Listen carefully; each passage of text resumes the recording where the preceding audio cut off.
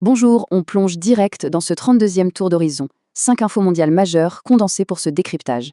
Au programme, des tensions extrêmes et des événements intenses qui redessinent complètement la carte des libertés en 2026.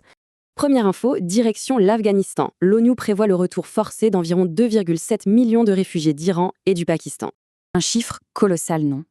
Surtout que ces populations rentrent dans un pays totalement ravagé par une famine extrême.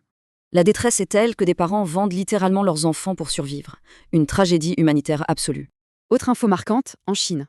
6 personnes viennent d'être arrêtées, juste pour avoir organisé une école du dimanche. L'accusation officielle est dingue. C'est purement politique. On parle carrément de perturbation de l'ordre public. Enseigner la Bible aux enfants y est interdit. Résultat, ces individus risquent maintenant de très lourdes peines. Troisième sujet, l'Iran. L'artiste et convertie chrétienne Machar Parindin reste enfermée dans la terrible prison d'Evin. Le plus alarmant, en cette année 2026, on sait qu'elle souffre de 2 tumeurs en détention. Libération conditionnelle rejetée et l'accès à une chirurgie vitale est catégoriquement refusé. Des conditions absolument inhumaines. Dans un tout autre registre, l'Égypte. On observe un immense paradoxe avec leur loi religieuse de 2016. D'un côté, une avancée. Exactement 191 nouvelles églises viennent d'être légalisées après validation des normes construction.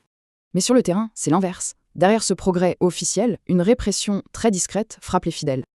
Enfin, dernière info, on termine avec la ligne d'arrivée mondiale, une initiative internationale massive en cours.